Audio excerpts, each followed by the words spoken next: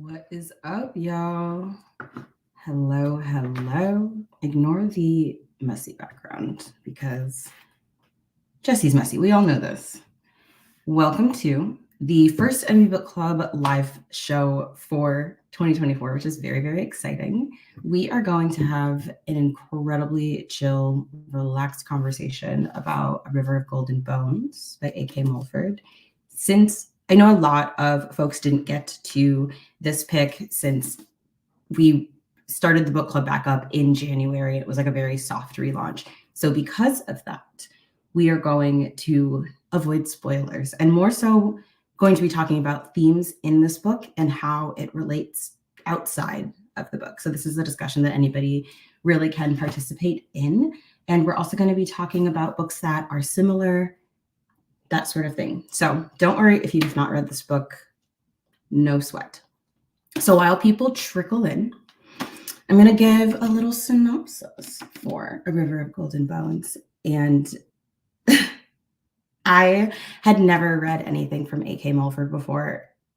Our expectations were not super high, and that had nothing to do with the author or the book or anything like that. Our expectations were the way that they were because those of y'all who know Jesse well know that fairy tales and like the old like King Arthur kind of fantasies just aren't really our thing.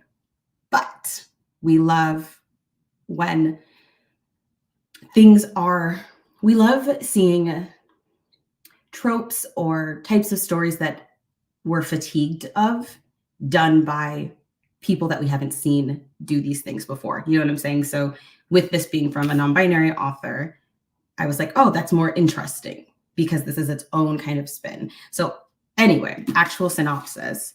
This follows two twins, one whose name is Kala and one is Briar, and they have spent their entire lives hiding from this powerful sorceress who has destroyed their kingdom. One of the twins is tasked with marrying a prince, and the other is, how do I put this? I'm going to read it so I don't mess it up. Each twin has their own purpose. Briar's is to marry the prince of an ally pack and save the Golden Court. And Kala's is to remain a secret, her twin's shadow, the backup plan. So if something happens to the twin, it is Kala's responsibility to then step in and, marry the prince, that sort of thing. And it's about them and their friends as they go on this journey in order to liberate themselves and their kingdom. The synopsis is very, typical of this kind of story. And it is the book itself that makes it special. So another thing that you should know about this book, if you're thinking of reading it, is that there is a lot of shape-shifting magic in this. They are wolves. And that is something that we're going to be talking about in this live show, is shape-shifting wolves and how that relates to transness. However, I think y'all can probably guess where this is going. I do really want to talk about indigeneity and the other lens that one can read this book through. But my cuties are here. Hello. How are y'all? What have y'all been up to today? What was the last thing y'all read? Give us the tea. Give us the chisme. So while y'all are responding, I'm going to talk about some of the things in this book that I really, really enjoyed and thematically were excellent. One of those things is that the zodiac, not the actual zodiac, but moon celestial magic is a really big part of this book. They have moon ceremonies and phases of the moon, especially with them being wolves, is very, very important to them and the structure of their civilization, their society. And I thought that was really cool because especially in the queer community, queer folk, especially young queer folk, really, really connect to astrology, really connect to the moon and what the moon is doing in its phases and apply that to their life. That is a really, really big, I don't want to call it a trend, but it's a big component of young queer life, especially. And I think that is why that was brought into the book. which is pretty cool.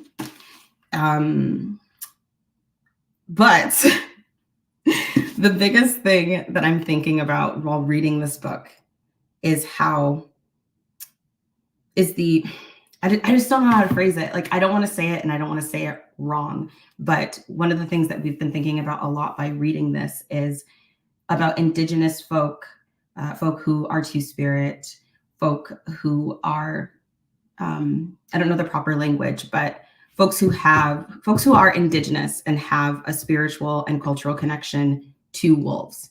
And how, I'm not saying that this is appropriation, but we are saying that it was something that we were thinking about a lot. Like, I just would love other people's perspectives on this. I don't know. A little tired, haven't finished a book in over a week. It happens. A lot of times for me, I either read a ton throughout the month, or it's like all my books are finished at the very end of the month. This is how it goes. Okay, give us the tea. Yes. What did you think about it?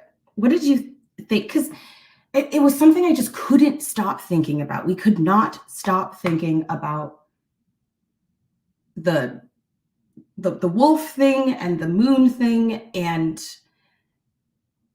I don't know. Don't you hate when you're trying to figure out, like, is this problematic or is it not? Like, I just don't know how I feel about it, to be perfectly honest. But one of the things that we wrote down in our notes is sometimes things just aren't necessarily problematic, but it's okay if they're just not for you. We think that whether it's problematic or not to have,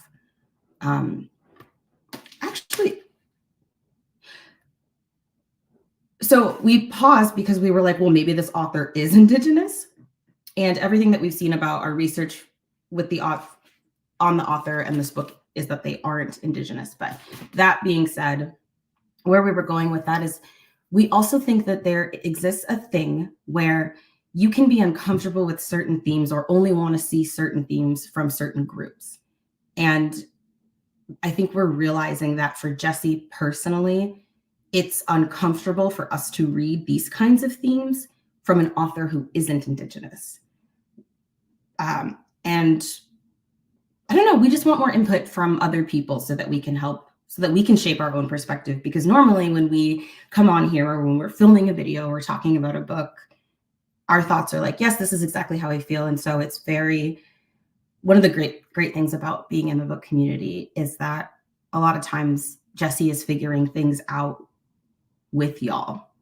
And it's really nice. Nkechi says, I never thought about the book like that. I did not think about wolves and moons with Indigenous culture. Honestly, it makes a lot of sense. Yeah, we have no doubt in our mind that A.K. Mulford, we do not think that A.K. Mulford in any way intentionally meant to pull, you know what I mean? We think it's like I don't know, like,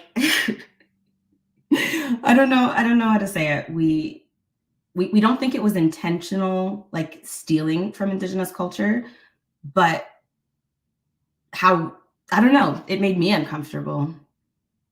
All that being said, even though I'm unsure how I feel about this book, that component of it, there is so much about this book that we really, really, really liked. For example, you have non-binary characters on page, and the way that gender is handled and discussed is really cool. There is a lot of just acceptance. And a part of the reason that there is this acceptance is because of the structure of the society themselves. And there's a lot of cultural, like, for example, there is one group who has, I think it's 12 genders. And then the wolves have 2. They only have 2 genders. And it's just, I like that. We really appreciate when things such as being non-binary or being from a marginalized group in some way are explored in fantasy in an organic way versus a political way, which there's a place and space for both. But it was really nice to see that it was just simply the structure of the society. And the main character has gender feelings. The main character is socialized as a girl, treated as a girl, expected to be a girl, and realizing while being in this book and being in these roles that she doesn't feel safe in them, or rather that they're just not her. And it was really cool getting to see her own gender exploration, but also the gender exploration of the other characters and the seamless, absolutely seamless presentation of those characters. It felt really organic. It didn't feel performative. It didn't feel like inclusion and representation for the sake of it. It felt authentic.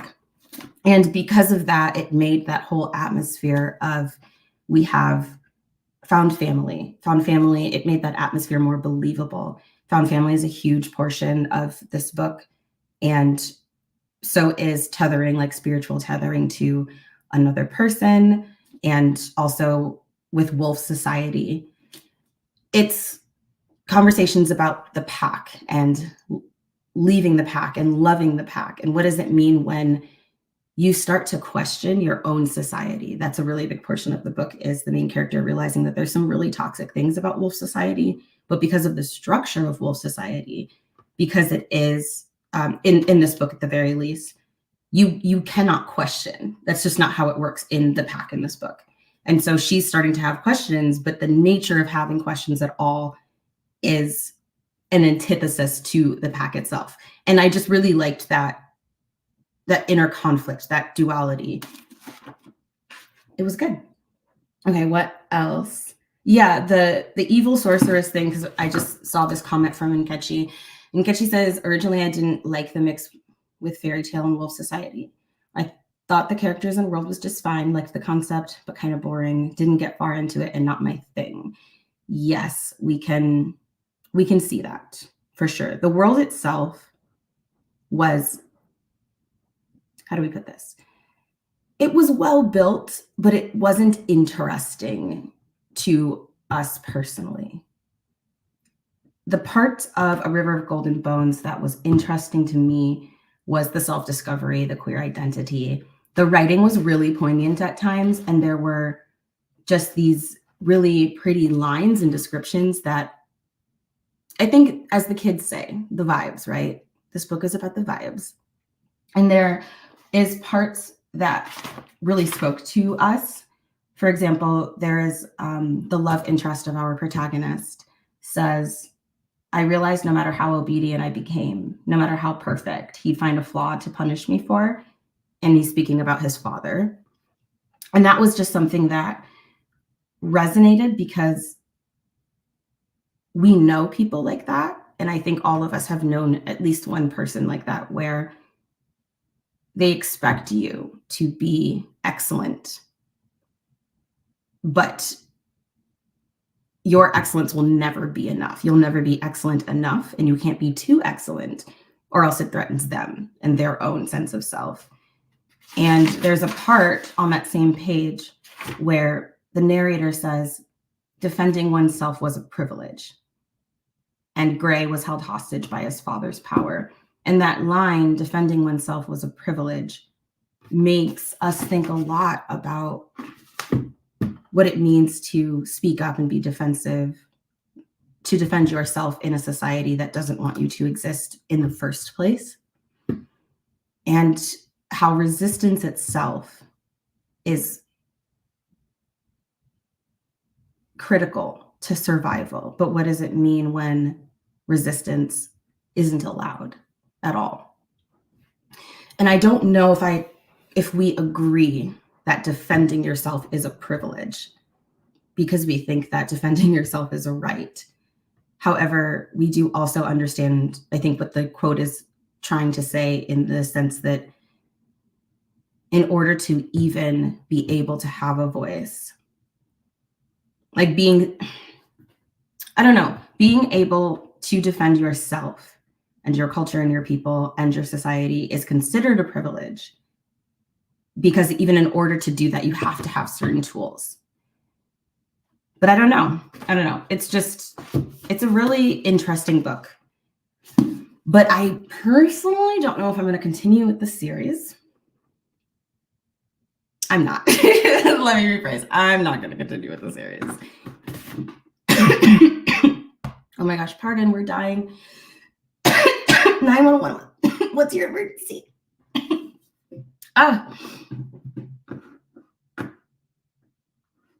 Yeah, I kind of want to look up Goodreads reviews on this book. We should do that because we're really curious to see what people have said about this book. And also, you know that like Jesse just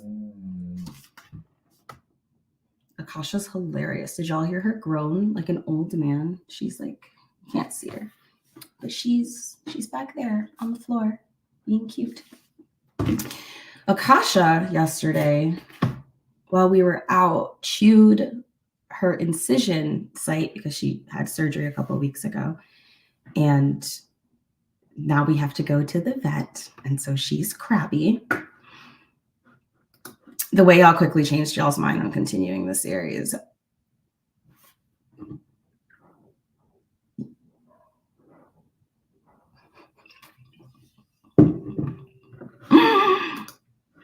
Okay, so we've been thinking of getting a camera for Akasha. Just so we can stalk her when we're not home. But is that weird? I don't know. What is a book that has a fairy tale element, a fairy tale component, a fairy tale setting that did work for you? Curious about this. Oh, also, we missed this comment. Nicole said, great Saturday so far. I'm almost done with the reformatory and it's taking an emotional toll on me. The reformatory was a lot. That is a heavy, heavy book, and it deserves all of the praise that it receives. It's so good. Absolutely love that book. A real Akasha cam. We feel like most people are here in general in our virtual space for Akasha, which is the correct motivation because she's an angel and she's wonderful. We're thinking about fairy tale books and wondering if there even is one that we've enjoyed because, oh God, not those. Ooh, Queen of Myths and Monsters looks good. Anyway, sorry, we spaced out because we are a squirrel. So there's like Legendborn, right? And even that setting, what was interesting about the book at Legendborn wasn't the setting, it wasn't the society, it was, I don't know, the magic, the characters, the themes, that kind of thing. But, and then we haven't read The Last Tale of the Flower Bride. We've heard really good things about it, though. I have not attempted another Roshani Chakshi after Gilded Wolves. Gilded Wolves was actually the first book that we've ever DNF'd, and it was also the first book that was ever sent to us for review. And we were so upset that we didn't like it that I haven't read another one of Chakshi's works since. However, we would like to be a part of the hype. Sorry, the also I can stay. Okay, better. So we have a dog walker coming for Akasha today. We're very, very excited. Oh my gosh. Yes, that's right. Yang Shi-Chu has a new book out. And we found out about it because of you. Or is this one of Yang Shi's backlist books? But anyway, The Fox Wife by Yang Shi-Chu is kind of fairy tale, but also more folktale in my opinion. We do love a good folktale. The Loneliest Mirror in the Castle, is that the book? That one has a really good fairy tale vibe, folktale vibe that we enjoy. Oh, that's right. We need to look up The Fox Wife. Yeah, that's right. And the cover even looks a lot like the cover for The Lonely Castle in the Mirror. Hold on, we're going to share the screen so that y'all can see.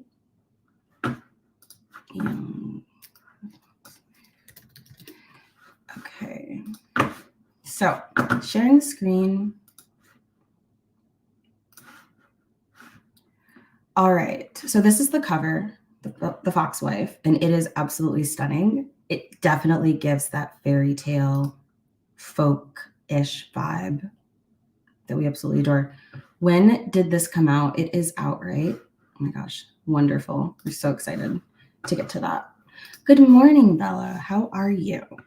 We rolled out of bed far too recently, and we're having a wonderful, chill morning. We've been very excited to have a day of live party because we have this live show, and then later today, I think, what did we say in Catchy 3? We have a live show for our February book, which is The Stars in Your Eyes, and Nkechi is going to be starring in that live show, which is very, very exciting. But we know that this stream will be pretty short. We didn't want to not do a stream for the January book. So I pretty much have exhausted what I have to say about this book. And I just kind of want to hear what y'all are up to. Give us the tea on your lives. Also, another thing in this book that is a buzzword is like tether bonds and tether magic. And that is something that I really, really like. But because of the other elements of the story, it still made me a little uncomfortable. And again, I'm not saying it's problematic, but it just, for me personally, I just don't think it's for me. I think it's kind of, that's the sort of thing.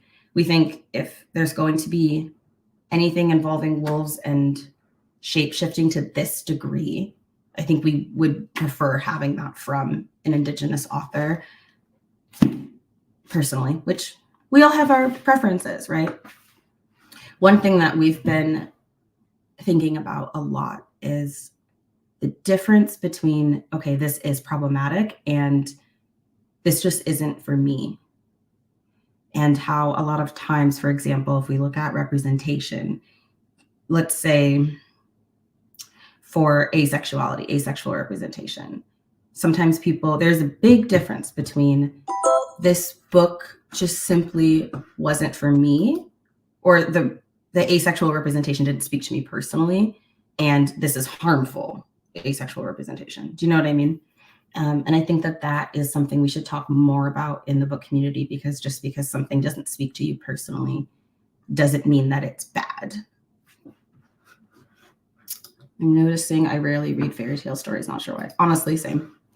We actually have a shelf in our library for fairy tale books and like folktale-ish books.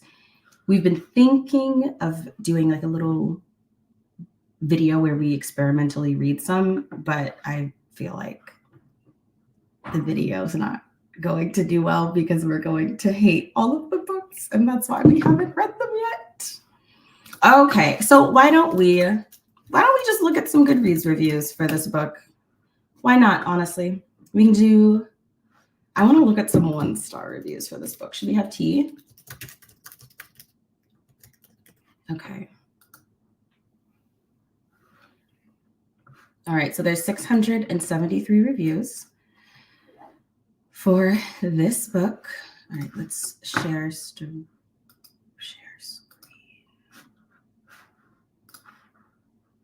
Okay. Sorry, we blanked. Let's go to the 1-star reviews. So most of the people who read this book gave it 4 stars. And actually, I kind of want to Indigenous. Did I spell that wrong? I did. Okay, we'll see. Anyhow, so Sarah starts their review with, just to be clear, the first 10 chapters made me excited for the story. Well, where do I start? With all due respect, just because a book is set in a world with different species and fancy names doesn't mean it's a fantasy book.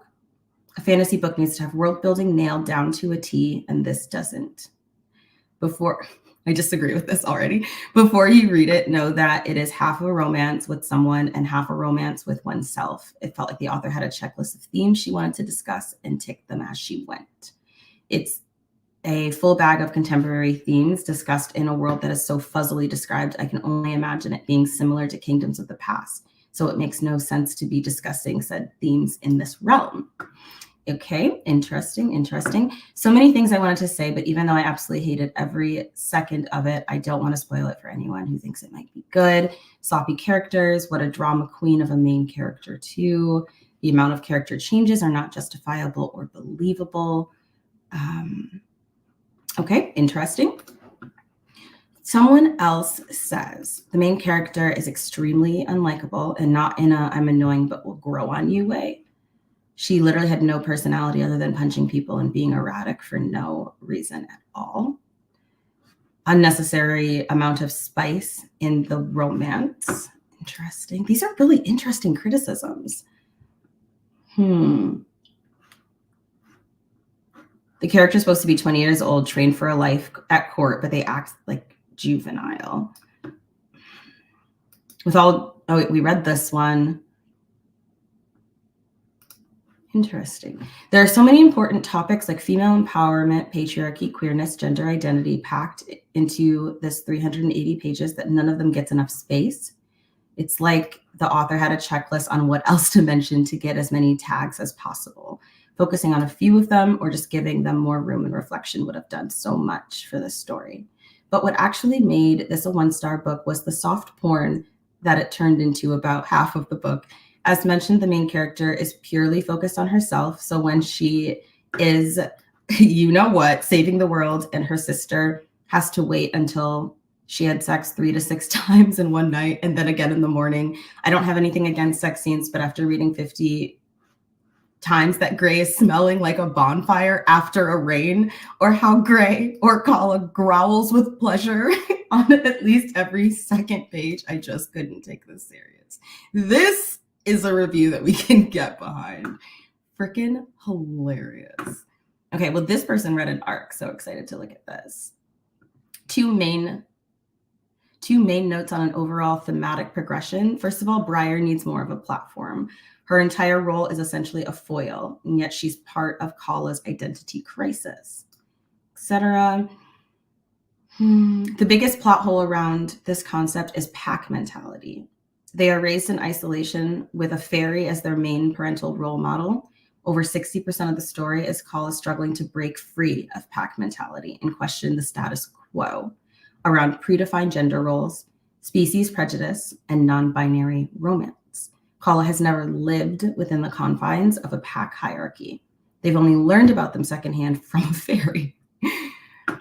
Interesting. And honestly, this is a huge miss for the author. In an effort to clean this up, there needs to be something added.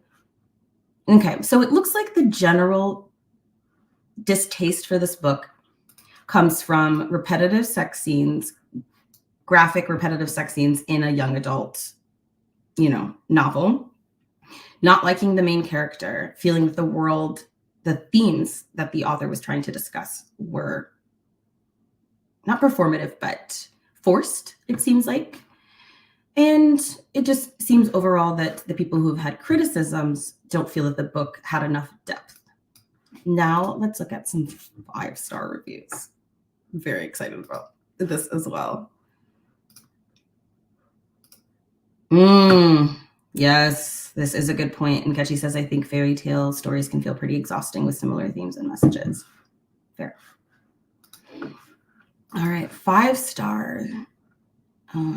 Couldn't put it down. So this person says, a beautiful journey of self-discovery and queer identity filled with heart-stopping romance and page-turning adventure.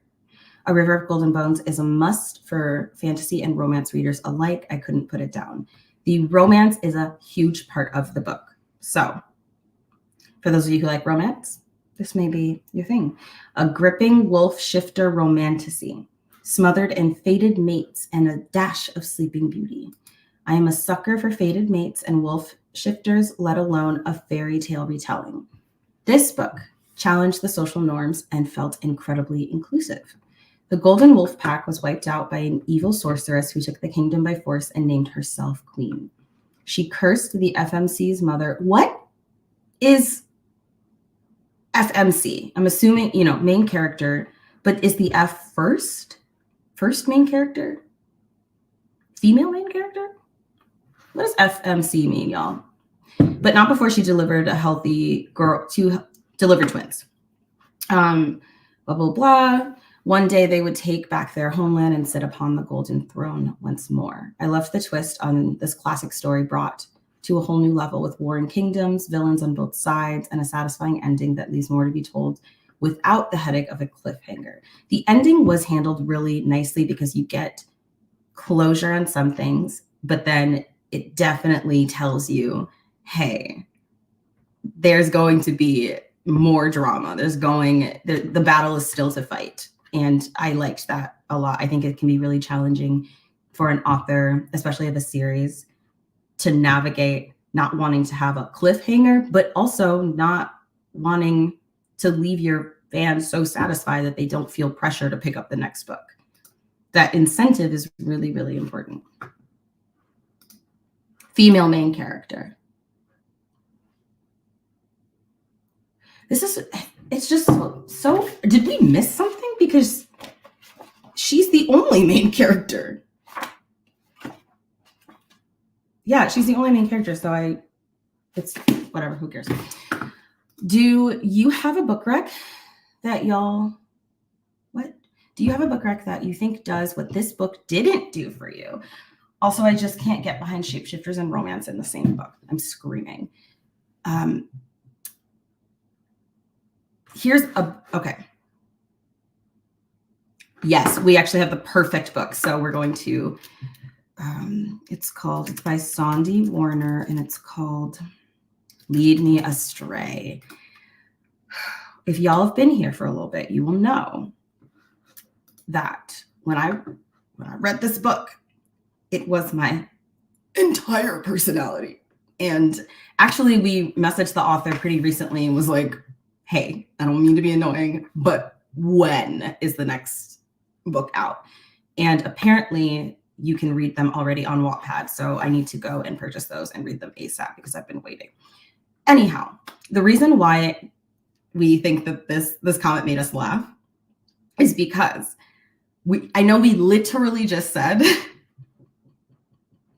that like this kind of book doesn't work for us, but Lead Me Astray has like a shapeshifter romance, but it works. Just hear me out. So this book is about a girl who is very, very shy, and she's killed one day and returns as a ghost and has to like solve her death kind of thing. And during this process, she meets a detective who is a werewolf, and she also meets an empath who is incredible. And also the empath is gender fluid and intersex. And they start a polyamorous romance while, solving this mystery. And everybody is brown. The shapeshifter, the werewolf, is South Asian. I think he's Indian specifically. And then the empath is Japanese. And it was just seamless. It was really good. The only thing about this book that we didn't really care about was the mystery itself of like how she became a ghost, because I didn't really care who killed her. We were just so wild about the book itself and everything else. So the mystery is like, to us. But anyhow, this book works because the characters and their chemistry are on fire. And it's not trying to have social commentary. It's just there. There was no checklist of themes to include. It was sex positive and body positive without feeling like you were being intentionally taught something. It was so good. Let's see what I didn't write a review. Oh, I should have. Okay, so here is the proper synopsis. Ari Edison shouldn't linger in Overlay City, a mystical world of ley lines hidden within New Orleans. Luckily, there's a seductive empath named Miss who pledges to get her where she needs to be. Then there's Detective Zir Ravani, the hot werewolf tasked with keeping them safe. But what's the worst that can happen to a ghost? What? I hate this synopsis.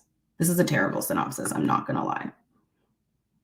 Ready to get away with something different? Solve Ari's murder with Detective Zir Ravani and the genderqueer mix miss as you fall head over heels for this threesome along the way. It's an adventurous tale of self-discovery, magic, and menage a trois. Lead Me Astray is a fresh new story from an authentic LGBTQ voice. Add this unicorn, not a unicorn, to your reading list and find out why it's a winner. That synopsis, no shame to the person who wrote it, that is not a good synopsis for this book. And also, we're not a big paranormal romance person in general. So the fact that this is one of our favorite books says a lot. You guys, it's so fucking good. And it's steamy and everybody's an adult. So it's, oh my God, it's so good.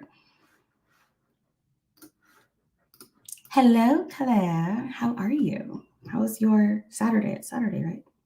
I think.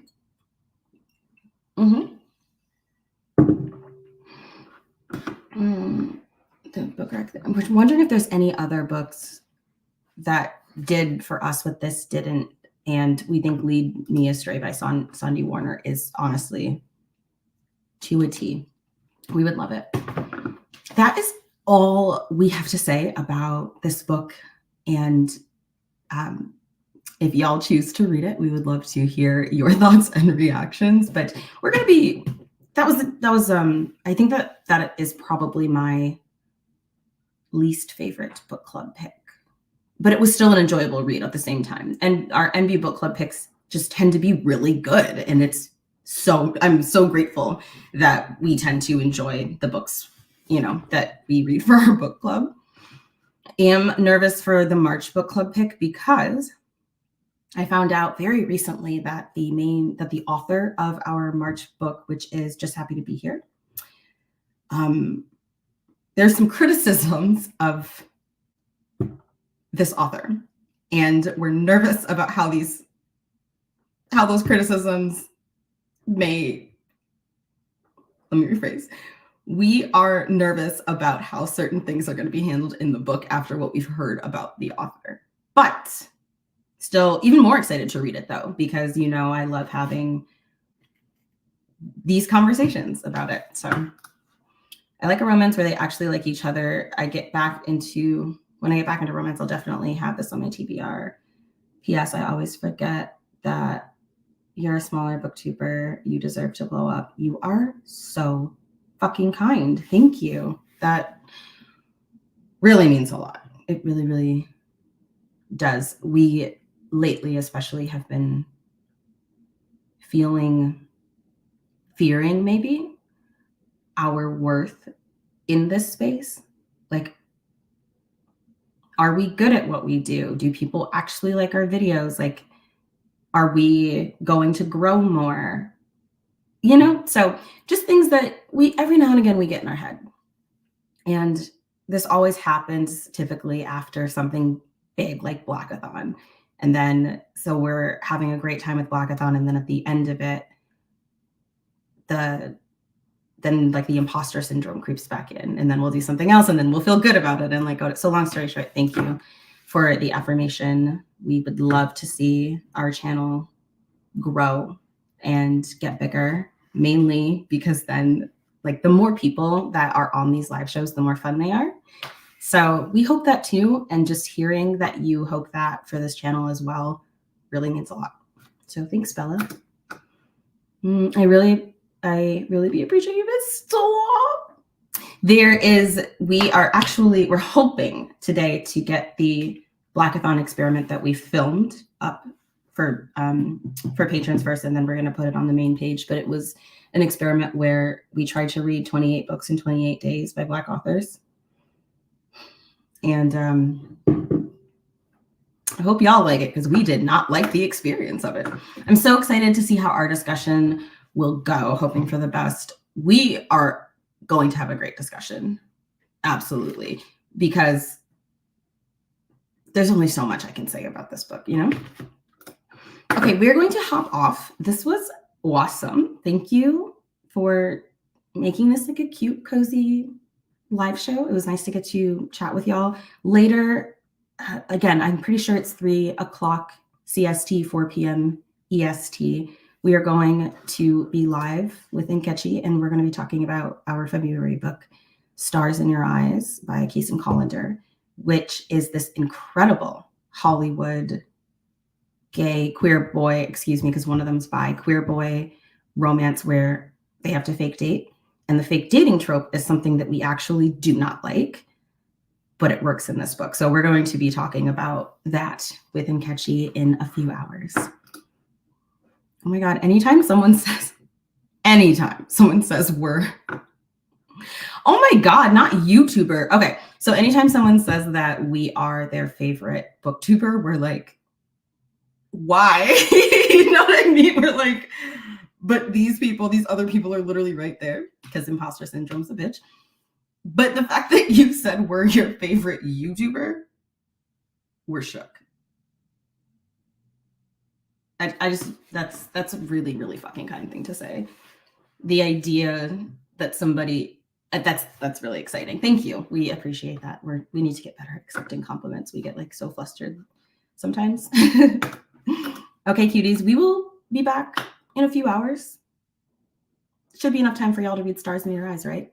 Just kidding. Okay, cuties. Oh, by the way, for those of you who are like, what the hell is happening, new to Enby Book Club, this is a non-binary book club that I've operated off and on for about 5 years. And every month we read a book by a non-binary author, whether or not the main characters are non-binary. The only requirement really has to be that the book is written by a non-binary person. The book for our March pick is written by a trans woman who is binary trans. And so it was like the first time we've ever had a binary trans author for Enby Book Club. And so if this book is problematic, we're going to be devastated. We're going to be really, really freaking sad. But we shall see how it goes. So the information, the link for Enby Book Club's Instagram page is down below. We highly encourage you to follow that. And that's how you can like stay up to date on the book club. But that page is also just for us to talk about being plural and being non-binary and like posting outfits that make us feel gender affirmed. So the club itself is also just about celebrating being who you are. And if you want to be a part of that, feel free to join. All right, cuties, we will see you very soon. Thank you to everybody who came through, everybody who's watching this back. We appreciate every single one of you, and we'll talk soon.